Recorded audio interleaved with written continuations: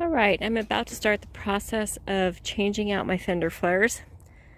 I'm just going to do the passenger side for today, maybe more if I can, but they said the temperature of your metal needs to be above 64 degrees, so given that it's Christmas, that's only on the sunny side. So this side was 70 when I checked it last time. But I will check it again here real quick.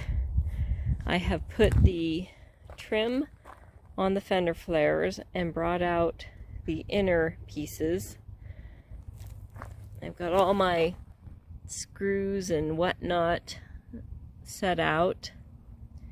So we're going to get started. I'm going to do this rear one first to kind of get my feet wet on taking all this off, and then I'll do the front. I'm a little nervous more about that than this one, so I'm going to start here to get my feet wet. First of all, show them. Alright, we got a fender off. I had 6 things, not 4, that had to come off. So let's go over there. It's getting dirt all over everything. There, and then there. Those were the ones that were left there and there. So now I'm going to go clean that inner fender off and clean the inside of here and get it ready for the new one.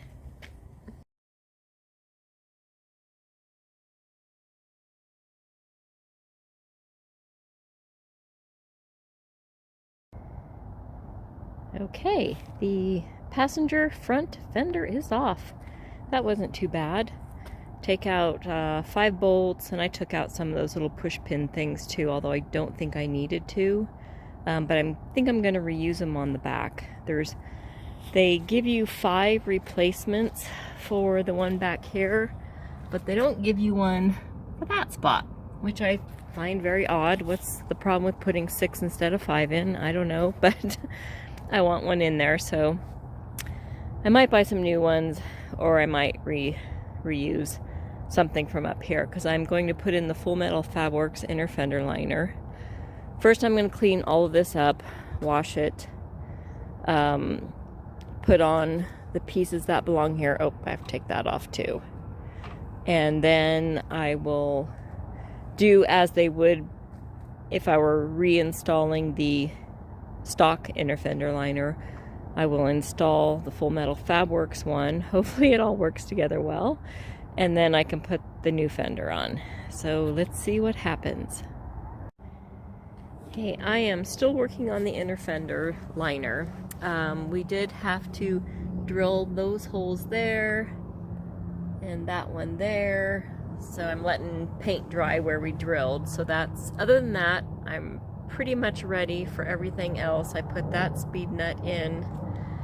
One thing we did have to do in order for our aftermarket inner fender liner to fit, we had to move my winch lines. They used to come up and they were in front of here. Well, it wouldn't fit with the new full Metal Fabworks inner fender, so we had to fish it back up through here and reroute it. So that was a little detour. It's always something, isn't it? So any minute now we're about to put that inner fender in, and then we'll have this light coming out. We just rewatched the video again to see how we connect the light up, and we should be ready pretty soon to put the fender on. Alright, that piece is on. This was troublesome. We had to use a mallet and a hammer really shave out the inner sides to get that on, and my husband held back here so it wouldn't dent my fender. But I do think there could be a little bit better fit and finish on these.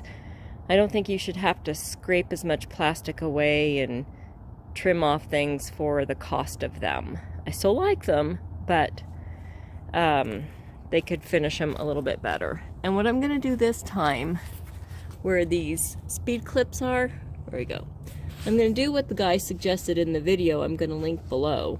And I'm going to stuff a roll of, or a little bit of duct tape back there to have something behind this speed clip so it doesn't push back. We tried pliers to seat them more in place, but it didn't work that well either. So that's what I'm going to do, and see if I can keep these things aligned when we put the outer fender on. But I have to put my Full Metal Fabworks inner fender on first, so wish me luck. Alright, after a lot of toil and trouble, this fender is on. We were able to adjust the little speed clips on the inside so we did not have to drill holes like we did on the rear one. So we got those in their regular slots. My inner fender liner is in, and that worked out really well. Full Metal Fabworks. What I just noticed, and didn't notice before, was this lovely wrinkle here. What the heck is that all about? I have to say I'm fairly disappointed. This is two things now with the fit and finish of the product. I'm going to have to check the other fenders before I put them on. Well, I know one's already bad. The rear. They're going to replace it, I believe. I know they will. Who knows? I may ask them to just send a whole new set, because that doesn't look great. You know, you pay extra for Bushwacker versus, you know, like the Rough Country one. Or whatever the brand is that does a knockoff of this, and I've had 2 out of 4 fenders with defects. Well, it's the next day. It is Tuesday, and there is no work for PVDs today, which I am glad about, because it has been pouring rain all night long. We actually had, not flooding, but you can't probably see it over there, but we've got some standing water over there, and there is definitely a lot of rain.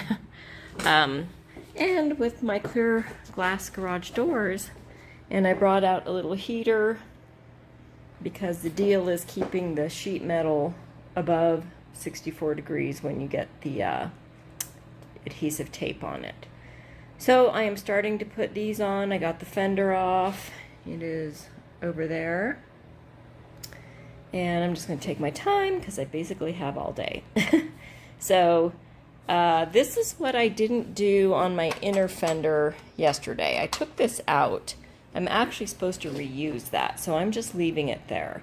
You know, the instructions were different if you were going to reuse your stock inner fenders, but I'm not. So I need to go by what Full Metal Fabworks instructions are for that spot. And I forgot to put that back in, and I just used one of those push pins. It'll work. I don't think there's going to be a problem with it, but on this side, I'm just going to do it the way I'm supposed to. So anyways, I'm just putting these on now.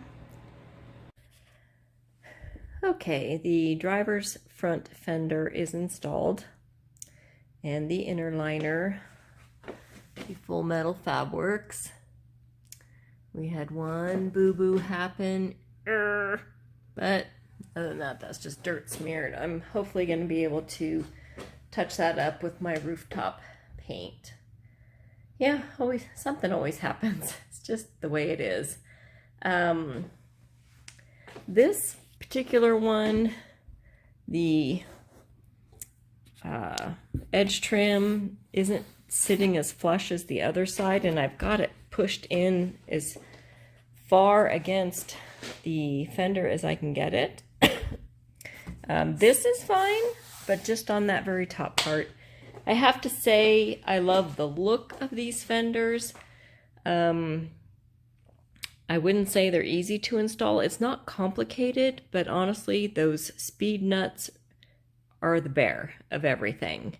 They move when you put the fender on, and then you have to try to get them back into the right location so you can get the screws in. I only had trouble with these front 2 today. I was finally able to get this one by putting a screwdriver back behind here and pushing it forward. This one, I ended up drilling just a tiny little hole in front because I couldn't get it. But that caught it and it worked, so I'm okay with that. But I really do like the way my full Metal Fabworks inner fender liners look. And like I said, I love the look of these fenders. But quality control maybe has gone down. I'm wondering if they are still made in the USA or not. Bushwacker did not answer that question. Although they are sending me a full set to replace the 2 that are damaged. So I will have spares at least. So this one is fine. It looks like it should. Not like that one over there does. So that one I'll replace when I get it. And for now, I'm just going to leave the stock fender on the back because the other one has like a full-on dent in the molding. I don't think it'll seat properly, so there's no point in going through the trouble just to have to redo it again. So in a couple of weeks, the set will be here, and I can do that one then. So until then, I will have one stepchild right there. Otherwise, the rest are in. All right, that's my experience with Bushwacker fenders, and I will link below 2 people's videos that were very helpful in putting this together. It won't be mine, but I'll just tell you about my experience with it. So there we go. Thanks a lot. Bye-bye. All right, I'm back doing the rear driver's side fender, and what I thought was a dent or a manufacturing flaw turned out to be a dent on purpose to accommodate for the gas cap. It would have been nice if the instructions said that. So a friend of mine through the Jeep Club pointed it out to me, and I went thoroughly and looked through the instructions, and when you see the picture of them putting on the driver's side rear, I can actually see the dent in the fender they're installing. It would have been nice if they mentioned it somewhere because it really was confusing. So I'm going to go ahead and install it. I've got my inner fender out. I'll get that cut and marked soon. I washed it. Well, I didn't wash that part because I'm not installing it, but I washed all that. And it was quite filthy in here, but now it looks nice. Might as well clean it up while you've got it exposed, right? And another trick I'm trying, which I am hoping will help with these gosh darn speed nuts, is somebody suggested duct taping them. So I tried what somebody suggested and stuffing some behind here, but they just ended up moving, so it really didn't help. So I duct taped the front, so as I slide it over, it won't catch on that lip, and then each side. So I'll let you know if that helps, and then you can try it too next time. I don't have these, I just put those on, so that's still a little wobbly. So Bushwacker, I notified them of this mistake, so I didn't want them to send me a set of 4 when they didn't really need to, because that isn't fair. But they are going to send me a set of 2 fronts, because they can't send just a single, because this passenger side front, that is still a manufacturing flaw, and that is wrinkled and it's squishy in there. You can pounce on it, and I know at some point that is probably going to crack, and you know, it shouldn't. So they are going to send me a set of 2, so I will just keep the spare as a spare. So, but I will have to say their customer service was speedy and very, very good, especially for being like the day after Christmas. I was surprised. So anyways, that's it, and I will see how that duct taping works and let you know.